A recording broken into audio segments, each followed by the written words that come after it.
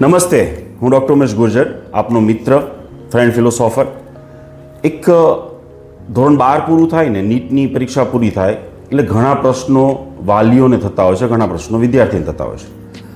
હવે એક પ્રશ્ન તો ના કહી શકાય, પણ એક પત્ર વોટ્સઅપના માધ્યમથી મને એક પેરેન્ટ્સે લખ્યો છે અને એ પત્રમાં ઘણા બધા પ્રશ્નો આવે છે અને એ પ્રશ્નો છે ને લગભગ તમામ વાલીઓને થતા હોય છે. તો સૌથી પહેલાં તો હું આ જે પત્ર છે અને પ્રશ્નોની એક રૂપરેખા છે આપને સંભળાવીશ, તો તમને પણ એવું થશે કે ખરેખર આવો પ્રશ્ન તો મને પણ થઈ રહ્યો હતો, અને એ બાદ હું આપને આ તમામ પ્રશ્નોના આન્સર પણ આપવાનો છું. નમસ્કાર સાહેબ, હાલ બાળક ગુજરાતી માધ્યમમાં નીટ 2025ની પરીક્ષા આપવા જઈ રહ્યું છે. બાળકના માતા પિતાની એવી ઈચ્છા હોય કે અમારું બાળક છે ને સ્વાભિમાનથી MBBS ડૉક્ટર બને. એમાં જો બાળક 250થી 350ની વચ્ચે સ્કોર કરતો હોય તો સ્વાભાવિક રીતે ભારત દેશમાં મેનેજમેન્ટ કોટા સિવાય બીજો કોઈ ઓપ્શન નથી. ભારતમાં મેનેજમેન્ટ કોટાની સીટો જે છે ને એ બહુ જ મોંઘી છે, કોસ્ટલી છે. હવે વિચાર એવો આવે કે બાળક ધોરણ 10 સુધી તો બ્રિલિયન્ટ હતું, સાયન્સ બાયો સ્ટ્રીમ રાખી એ પછી સ્કોર થતો નથી. એનો અર્થ એ થાય છે કે તો ભણવાનું ખૂબ અઘરું છે, ક્યાં તો બાળકનું શિક્ષણ ગ્રહણ કરવાની શક્તિમાં ઘટાડો થયો છે. જો બંને કારણોને ધ્યાનમાં લઈએ તો વિચાર એવો આવે કે માતા પિતાની નજીક રહીને પણ જો બાળક સ્કોર ન કરી શકતું હોય તો વિદેશની ધરતી ઉપર જઈ માતા પિતાથી દૂર રહીને પણ કેવી રીતે સ્કોર કરી શકશે. અને વિદેશમાં ભણવા જઈએ તો શરૂઆતનો જે ખર્ચો છે એ 35 લાખ ટોટલ જેટલો થતો હોય છે, જે માતા પિતા પેટે બાંધીને પણ તૈયાર છે ખર્ચવા માટે. પણ એવરેજ સ્કોરના વ્યક્તિ, બાળક જે છે, જે વીક છે, એ શું અંગ્રેજી માધ્યમમાં ભણી શકશે? ત્યાં જઈને પેરેન્ટ્સથી દૂર રહીને સ્કોર કરી શકશે? પરત આવ્યા પછી લાયસન્સ એક્ઝામ ક્લિયર કરી શકશે? અમને મૂંઝવતા પ્રશ્ન અંગે માર્ગદર્શન કરવા માટે વિનંતી. તો તમને પણ આ સાંભળીને એવું લાગ્યું હશે, કારણ કે મારે 19 વર્ષની જર્નીમાં આવા પ્રશ્નો પૂછાતા જ હોય છે. હું પણ સૌથી પહેલાં કહી દઈશ કે ગુજરાતી મીડિયમનો વિદ્યાર્થી રહ્યો છું. 10 સુધી સરકારી શાળામાં ભણ્યો છું, 11-12 વિદ્યાનગરમાં ભણ્યો છું, ત્યારબાદ વિદેશ અભ્યાસ માટે પણ ગયો છું. એટલે આ પ્રશ્નોના જવાબ આપવા માટે ખરેખર એક લાયક વ્યક્તિ છું. સૌથી પહેલાં તો 250થી 350 માર્ક્સ જે છે, તો અહીંયા કહીશ કે આ વર્ષે 22,70,000 વિદ્યાર્થીઓ પરીક્ષા આપી, ગયા વર્ષે 24 લાખ વિદ્યાર્થીઓ પરીક્ષા આપી હતી. સાહેબ, એમાંથી એલિજિબલ માર્ક્સ જે કહેવાય ને 150-160 માર્ક્સ લાવવાવાળા વિદ્યાર્થી ગયા વર્ષે 55% જ હતા. એટલે તમારું બાળક સૌથી પહેલાં તો એ સમજો કે એ 50%માં તો આવે છે. હવે પર્સન્ટાઇલ રેન્ક તમે કાઢો તો તમને ખ્યાલ આવશે કે એ 24-25 લાખમાંથી તમારા બાળકની પોઝિશન ક્યાં છે. તો આ 250, 300, 400 માર્ક જે છે ને સાહેબ, એને ઓછા ન ગણો. નંબર 1. નંબર 2 પ્રશ્ન છે, ખૂબ મોંઘું પડે છે ભણતર ભારત દેશમાં. ગુજરાતની અંદર 35 વર્ષથી એક પણ સરકારી કોલેજ નથી આવી. સરકારી કોલેજ એટલે 25,000 સીટો વધી છે, પણ એ સેલ્ફ ફાઇનાન્સની વધી છે. 6 લાખથી શરૂ કરીને 12 લાખવાળી કોલેજો વધારે વધી છે. 19-20 લાખ રૂપિયા સુધીની ફીઝો છે ગુજરાતની અંદર. તો સ્વાભાવિક છે મોંઘું પડે છે. અને ટોટલ 80,000 વિદ્યાર્થીએ પરીક્ષા આપી, એની સામે MBBSની સીટો ગણીએ તો 6,500 જેટલી જ છે ગુજરાતમાં. અને એમાં જો ફ્રીવાળી કોલેજો ગણાય કે જે સરકારી કહેવાય તો 6 જ માત્ર કોલેજ છે. એટલા માટે મોંઘું પડી રહ્યું છે આપણને. તમારો પ્રશ્ન ત્રીજો છે કે બાળક ધોરણ 10 સુધી બ્રિલિયન્ટ હતું. બ્રિલિયન્ટ એટલા માટે હતું 10 સુધી, કારણ કે 10 સુધી શાળાએ જતું હતું, એને પ્રેક્ટિકલ નોલેજ આપવામાં આવતું હતું, શાળાનું સ્ટ્રેસ ફ્રી એન્વાયરમેન્ટ હતું, ગુરુજનનો ટચ હતો. જ્યારે 9મા ધોરણથી 8મા ધોરણથી ડમી સ્કૂલો શરૂ થઈ જતી હોય છે, 11-12 ડમી સ્કૂલ સાથે કરવામાં આવતું હોય છે.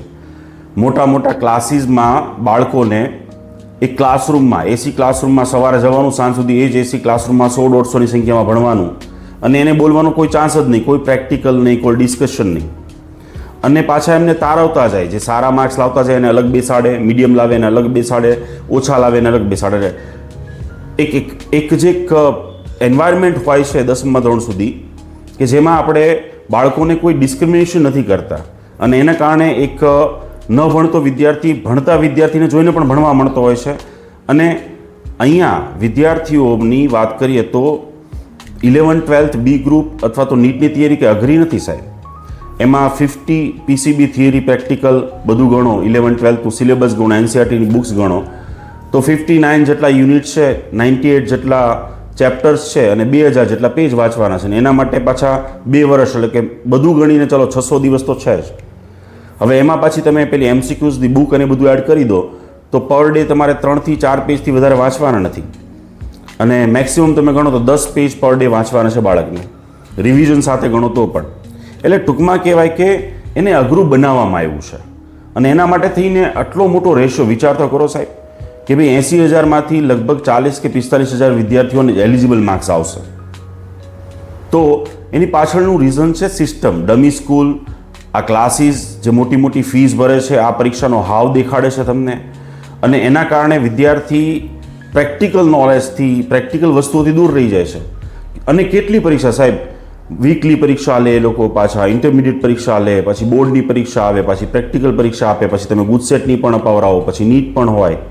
અને એક વિદ્યાર્થી ફ્રસ્ટ્રેશનમાં હોય છે. અને આ લોકોને પાછું છે ને કોઈ ટાઈમ ટેબલ આપવામાં નથી આવતું, એક ગોલ સેટ કરવામાં નથી આવતો, એક કોમન એક જ ક્લાસરૂમમાં બધાને બેસાડવામાં આવતા હોય છે. તો આ કારણોસર જે છે એ વિદ્યાર્થીને, આ બાબતે મારો એક દિવ્ય ભાસ્કરનો લેખ પણ છે. એ લેખની અંદર મેં કહ્યું છે કે ભાઈ આનું કારણ શું છે. આનું કારણ આ બધા જે મેં તમને કીધા, ડમી સ્કૂલ, વાતાવરણ, કોમ્પિટિશન, અલગ તારવી લેવામાં આવતા હોય છે બાળકોને, પ્રોપરલી એમને હેલ્પ નથી કરવામાં આવતી, વિદ્યાર્થી કન્ફ્યુઝ રહેતા હોય છે.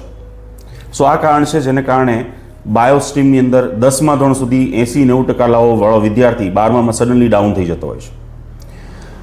ભણવાનું ખરું ખૂબ અઘરું છે, અઘરું બિલકુલ નથી. હું એની સાથે સહમત નથી, કારણ કે હવે તમે પણ સહમત થશો, મેં એક્સપ્લેનેશન આપી તમને. શિક્ષણ ગ્રહણ કરવાની શક્તિમાં ઘટાડો થાય છે, બિલકુલ નથી થતો સાહેબ. તમારા બાળકને જે માર્ક્સ આવ્યા છે 12થમાં અથવા નીટમાં, એ એની ક્ષમતા, એ એની કહેવાય ને કે કેપેસિટી અથવા તો પાવર, મેમરી નથી દેખાડતો. એ જે તે સિલેબસમાં ફોર એક્ઝામ્પલ 720 કિલોમીટર દોડવાનું હતું, તો એમાંથી એ 400 કે 300 કિલોમીટર દોડ્યો છે, બાકીનું રહી ગયું છે. તો બાકીનું હવે દોડશે ને. પર્સન્ટેજ માર્ક્સ ગ્રેડના બેઝ ઉપર ક્યારે ભવિષ્ય નક્કી નથી થતું.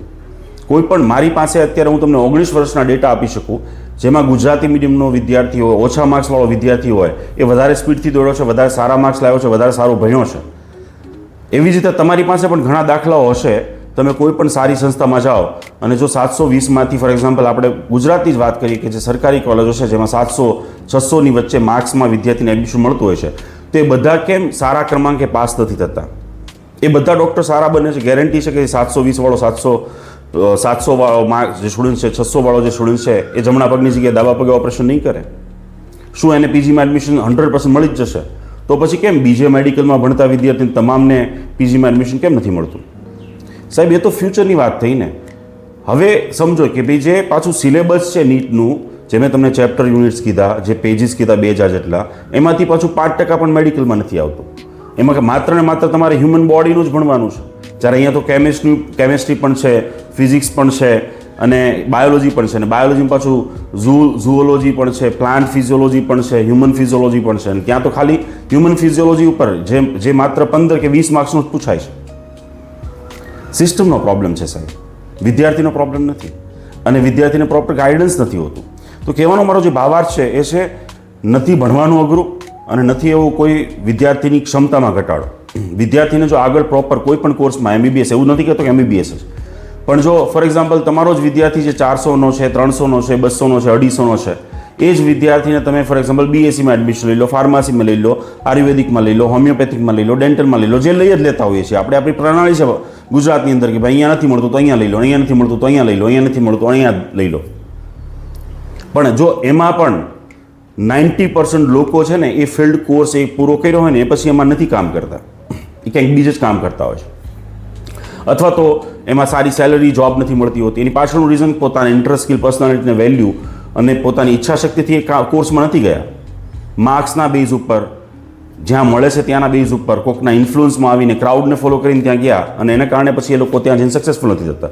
બાકી તમે કોઈ પણ કોર્સ લાવો, ફાર્મસી લાવો, ફિઝિયોથેરાપી લાવો, નર્સિંગ લાવો, GNM લાવો, ANM લાવો, BSc બાયોલોજી લાવો, બાયોટેકનોલોજી, કોઈ પણ કોર્સ, 128 કોર્સમાં તમે એડમિશન લઈ શકો ધોરણ 12 સાયન્સ પછી. એ કોઈ પણ કોર્સમાં 2 લાખથી વધારે સેલરી કેવી રીતે કમાઈ શકો, હું તમને ગાઈડન્સ આપીશ. પણ પ્લાનિંગ હોય પ્રોપર, વિદ્યાર્થીની પ્રોપર નોલેજ મળે તો ડેફિનેટલી એક પીસ ઓફ પેપર ના મળે, ડિગ્રી ના મળે, સાથે એને સ્કિલ મળે.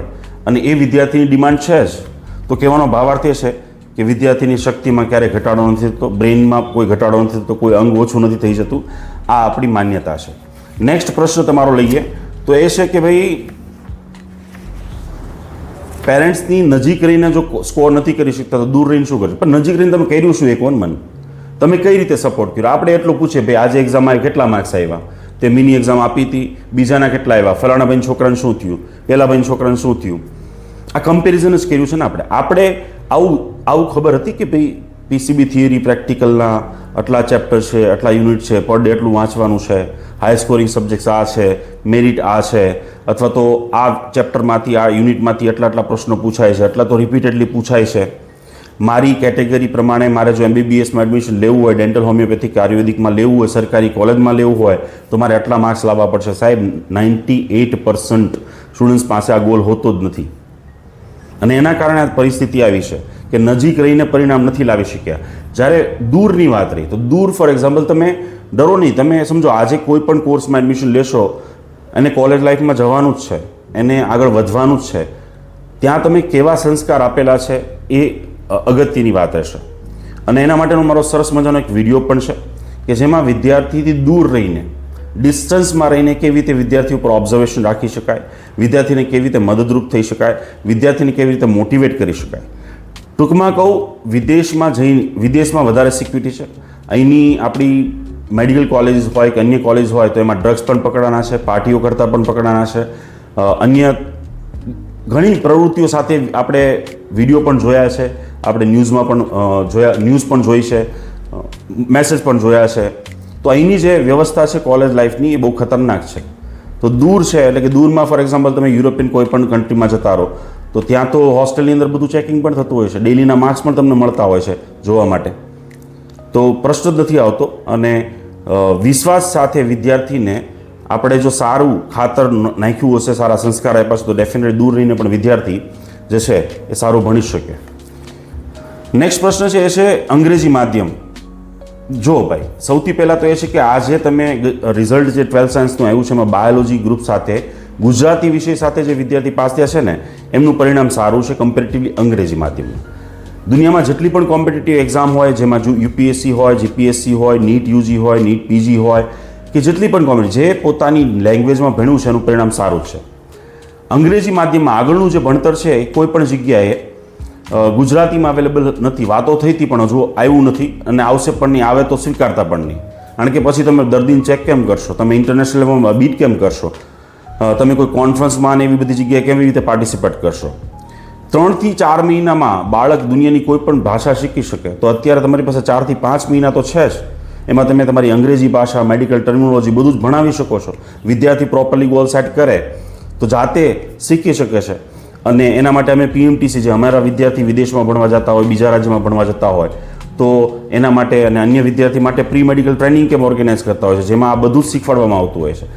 તો કહેવાનો ભાવાર્થ એ છે ભાષા એ કંઈ બેરિયર નથી. અત્યાર સુધીમાં 19 વર્ષમાં મેં જે વિદેશમાં વિદ્યાર્થી મોકલ્યા છે એમાં જે ગુજરાતી મીડિયમના વિદ્યાર્થી છે એમના નામ નંબર આપી શકું, તમે કોમેન્ટ કરજો આ વિડીયોની નીચે. એમાં ગુજરાતી મીડિયમના વિદ્યાર્થીઓએ USMLE જેવી, પ્લેબ જેવી, નીટ PG જેવી પરીક્ષાઓ પાસ કરી છે. એમની સાથે હું તમારી વાતચીત કરાવી શકું. અને તમારી સામે વિડીયોમાં જે બેઠો છે મેં આ માણસ અમદાવાદની અંદર 18 ડિગ્રી લઈને 2 હોસ્પિટલ સાથે બેઠો છે અને ગુજરાતી મીડિયમનો જ વિદ્યાર્થી છું. આજે મારા લેખ, આર્ટિકલ્સ, ન્યૂઝપેપરમાં જે કંઈ છપાતું હોય છે, વિડીયો ઇન્ટરવ્યૂ આપતો હોઉં છું એ ગુજરાતીમાં જ છે. આજે તમે YouTube ઉપર જ્યાં વિડીયો જુઓ છો ને અમારો ઇંગ્લિશમાં પણ વિડીયો છે, હિન્દીમાં પણ છે અને ગુજરાતીમાં પણ છે, પણ તમને જ મને પસંદ કરશો ગુજરાતીમાં સાંભળવામાં. તો મેડિકલમાં અવરોધ નથી બનતો. તમારી ભાષા ઇઝીલી શીખાઈ જતું હોય છે વિદ્યાર્થીને 3 મહિના. એટલા માટે જ કહેતો હોઉં છું કે તમે ફિક્સ કરો. નીટ પરીક્ષા આપી દીધી છે તો એક ફિક્સ કરો કે ભાઈ હવે આગળ તમારે ક્યાં વધવાનું છે, ક્યાં જવાનું છે, અને એ પ્રમાણે અત્યારથી તૈયારી શરૂ કરો. સાઈડ બાય સાઈડ જો વિદ્યાર્થી 1.5 કલાક પણ અંગ્રેજી ભાષા શીખે તો સ્વાભાવિક છે કે 3 મહિનાની અંદર ખૂબ સારું ઇંગ્લિશ બોલતો પણ થઈ જાય. તો અંગ્રેજી કોઈ અવરોધ થવાનું નથી. લાયસન્સ પરીક્ષા, વિદેશ આપણે ભણવા જઈએ એટલે પરત આવીએ એટલે બટ ઓબ્વિયસ છે કે આપણે એક પરીક્ષા આપવાની હોય છે. FMG નામ છે એનું, ફોરેન મેડિકલ ગ્રેજ્યુએટ એક્ઝામિનેશન. અને હવેથી એ નેક્સ્ટ 1 અને નેક્સ્ટ 2 રૂપે આવશે. જે એબ્રોડમાં હતી હવે ઇન્ડિયામાં પણ MBBS 4.5 વર્ષ પૂરા કરશો પછી આપવાની છે, નેક્સ્ટ 1 અને નેક્સ્ટ 2. તો અહીંયા કેવું છે કે ભાઈ તમે આ જે પરીક્ષા છે એના વિશે બહુ ગેરસમજ ઊભી થયેલી છે. 100 વિદ્યાર્થી વિદેશ MBBS માટે વિચારે તો 90 નથી જતા, કારણ કે લોકો એવું કહેતા હોય છે કે આ બહુ અઘરી પરીક્ષા છે. પણ આ પરીક્ષા વિશે પણ એમને માહિતી નથી હોતી. આ પરીક્ષા ઓનલાઈન લેવાય છે, એટલે ફ્રોડ નથી થતું. વર્ષમાં 2 વાર લેવાય છે, અનલિમિટેડ ટ્રાય છે, સિલેબસ ફિક્સ છે, 300 MCQs પૂછાય છે, જેમાંના 150 તમારા સાચા પડવા જોઈએ, એટલે કે 50% માર્ક્સ આવવા જોઈએ. 300માંથી 150 માર્ક્સ તમારા આવવા જોઈએ, 150 માર્ક્સ આવવા જોઈએ. અને પાછું કોઈ માઇનસ માર્કિંગ પણ નથી. તમે નીટની જે પરીક્ષા આપીને એમાં માઇનસ માર્કિંગ હતું, જ્યારે આમાં નીટની પરીક્ષાની જેમ માઇનસ માર્કિંગ નથી. એટલે તમે ખોટા પાડો, તુક્કા મારો, ખોટા પડે તો તમારા માઇનસ માર્ક્સ નહીં થાય. એટલે જુગારના નિયમ પ્રમાણે 20% તો આમનામ સાચા પડવા જોઈએ. તો 30%ની મહેનત જો એક વિદ્યાર્થી ન કરી શકતો હોય 5 કે 6 વર્ષમાં, તો ડેફિનેટલી ડૉક્ટર બનવાનો કોઈને હક જ નથી. પણ હું માનું છું કે ભાઈ આ પરીક્ષાનું રિઝલ્ટ મિનિમમ અત્યાર સુધીનું 8% અને મેક્સિમમ 30% જેટલું આવ્યું છે. અને એની પાછળનું રીઝન જે છે ને એ વિદ્યાર્થીની વિદેશ જવાની જે કોલેજો સિલેક્શનનું છે, વિદેશમાં જે દેશમાં જતા હોય ત્યાં ભણતર નથી, પ્રેક્ટિકલ નોલેજ નથી. પણ એના માટે પણ 18 નવેમ્બર 2021ના રોજ સરસ મજાની ગાઈડલાઇન NMC આપી કે ભાઈ આવું હોય ત્યાં જ ભણવા જજો, નહીંતર પાછા આવશો ને તો તમને એનું લાયસન્સ પણ નહીં મળે. એટલે ખાસા દેશો જેમ કે ચાઇના નીકળી ગયું, એમાં ફિલિપાઇન્સ નીકળી ગયું, કારણ કે ક્રાઇટેરિયામાં જ નથી આવતું. તો એ ક્રાઇટેરિયા માટે પણ મારો એક સરસ મજાનો NMC ગાઈડલાઇનનો વિડીયો છે, એ પણ જોઈ શકો છો આપ યુટ્યુબ પર. પણ અહીંયા મારે જે કેવું છે ને, ઘણા એવા દેશો છે જ્યાં દરરોજનું રિઝલ્ટ તમને મળી શકે, જેમ કે બેલારુસ, ગ્રોઝનો સ્ટેટમેન્ટ છે, ગ્રોઝનો બેલારુસ, જ્યાં મારા 180 જેટલા વિદ્યાર્થી અત્યારે હાલમાં ભણે છે અને આ વર્ષે 150 જેટલા જવાના છે. અને એ બધા પાછા ગુજરાતી છે, ઇન્ડિયન છે. હવે ત્યાંની જે વ્યવસ્થા છે ને, એમાં તમારા પ્રશ્નોનો એક જવાબ આપું તો વિદ્યાર્થીને અમે વિદેશ મોકલીને એના પહેલાં તો અમે એને 20 દિવસની ટ્રેનિંગ આપીએ છીએ, જેમાં ઇંગ્લિશ પણ આવી ગયું, પર્સનાલિટી પણ આવી ગયું, કોમ્યુનિકેશન સ્કિલ પણ આવી ગયું, મેડિકલ ટર્મિનોલોજી પણ આવી ગયું, ત્યાંના 3 મહિનાનો સિલેબસ પણ આવી ગયો.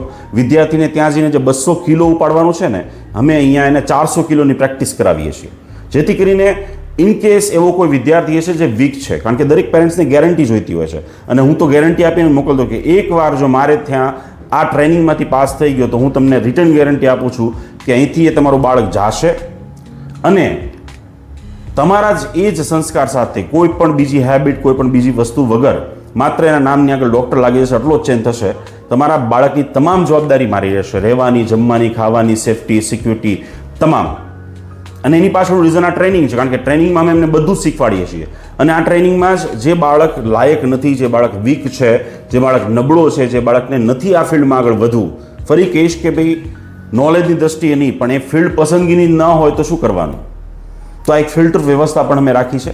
અને એમાં વિદ્યાર્થી જાય પહેલાં અમે એમને આ ટ્રેનિંગ આપતા હોઈએ છીએ, જે ટ્રેનિંગ અહીંના વિદ્યાર્થી પણ લેતા હોય છે, જે MBBS ડેન્ટલ હોમિયોપેથિક આયુર્વેદિકમાં એડમિશન લે એ પણ લેતા હોય છે. અને એ ટ્રેનિંગ પછી એને વિશ્વાસ આવી જતો હોય છે, એનો ગોલ ક્લિયર થઈ જતો હોય છે કે મારે MBBSમાં કેટલા રાઇટ ટર્ન, કેટલા લેફ્ટ ટર્ન, કેટલા સ્પીડ બ્રેકર, કેટલું વાંચવાનું છે, કેટલા પુસ્તકો વાંચવાના છે, યરલી કેટલું વાંચવાનું છે, મંથલી કેટલું વાંચવાનું છે, વીકલી, ડેઇલી, કઈ કઈ પરીક્ષાઓ મારે આપી શકાય, કેટલા પ્રકારની પરીક્ષાઓ વિદેશમાં છે, આખા વિશ્વમાં છે, ભારત દેશમાં કઈ કઈ પરીક્ષાઓની પહેલેથી તૈયારી કરવી જોઈએ મારે, અને તૈયારી માટેની બુક્સ કઈ, આ બધી જ વસ્તુ અમે એમને આપતા હોઈએ છીએ, સમજાવતા હોઈએ છીએ, શીખવાડતા હોઈએ છીએ. અને આ એક ફિલ્ટરેશનની વ્યવસ્થા છેલ્લા 14 વર્ષથી ચાલે છે. અને એના જ કારણે અમારા વિદ્યાર્થીઓને 100% વિઝા મળે છે, 100% ઇમિગ્રેશન ક્લિયરન્સ થાય છે, 100% એડમિશન લે છે, 100% ડૉક્ટર બનીને પાછા આવે છે. 94% FMG એક્ઝામમાં અમારું રિઝલ્ટ છે 94%. અને આ બધાના નંબર પણ આપને આપી શકો એટલા માટે થઈને કે તમે સમજો કે વિદેશમાં આપણી ઘણી બધી ગેરી માન્યતા હોય છે કે રિયલ ડેડ બોડી નથી, રિયલ પેશન્ટ નથી હોતા. તો આપણને મેજોરિટી શું છે કે ભાઈ એવી બોગસ કોલેજો છે જેનું માર્કેટિંગ થતું હોય છે અને ત્યાં લોકો જતા હોય છે, પણ એકચ્યુઅલમાં સારી કોલેજને માર્કેટિંગની જરૂર નથી. જેમ કે જે મારી કોલેજમાં જ્યાં હું બેલારુસમાં ગ્રોઝનો સ્ટેટ મેડિકલ સિસ્ટમમાં મોકલું છું, ત્યાં અત્યારે હાલમાં 47 એડમિશન થઈ ચૂક્યા છે અને જે ડિસેમ્બર મહિનામાં થઈ ગયા. 2026માં જે એડમિશન લેવાના છે એવા 16 વિદ્યાર્થીના એડમિશન અત્યારથી બુકિંગ છે. દર વર્ષે ત્યાંના સાહેબોને લોકો આવતા હોય છે, એટલે જેની વાત તો પૂરી જ નહીં થાય. પણ અહીંયા તમારા પ્રશ્નોનો સિમ્પલ અને સોબર જવાબ આપીશ કે ગુજરાતી કે ઇંગ્લિશ કોઈ મતલબ નથી. વિદ્યાર્થીને લેંગ્વેજ છે ને એ શીખવાની છે અને બહુ બધી શીખવી પડશે. અને 3 થી 4 મહિનામાં કોઈ પણ ભાષા તમે શીખી શકો. તમારું બાળક 10મા ધોરણમાં સારા માર્ક્સ લાવતું હતું અને 12મા ધોરણમાં ઓછા આવ્યા છે, એની પાછળનું રીઝન મેં તમને જણાવ્યું. આ સાથે મેં તમને એ પણ જણાવ્યું કે નજીક રહીને કે દૂર રહીને શું, અને વિદેશ અભ્યાસ, એની લાયસન્સ એક્ઝામ, મને એટલી ખબર છે કે આ પ્રશ્ન તમે જે પૂછો એ બદલ તો પહેલી વાર તો આ પેરેન્ટ્સનો આભાર છે. તમને જો હકીકતમાં એક ક્લિયરિટી મળી હોય તો ડેફિનેટલી આ વિડીયો જે છે ને એ એવા પેરેન્ટ્સ સાથે પણ શેર કરી દેજો કે જેમને આવી ઘણી કન્ફ્યુઝન થઈ હશે, ઘણા આવા પ્રશ્નો થતા હશે, ઘણા આવા પ્રશ્નોના એમને આ વિડીયોથી જવાબ મળશે. આપનો ખૂબ ખૂબ આભાર. અને આવા જ પ્રશ્નો તમે કોમેન્ટની અંદર અથવા તો પર્સનલી મને મોકલી અને પૂછતા રહેશો. તમારા એડમિશન રિલેટેડ, કેરિયર રિલેટેડ ગાઈડન્સની જરૂર હોય તો ડેફિનેટલી આપેલ નંબર ઉપર જરૂરથી સંપર્ક કરશો. આભાર.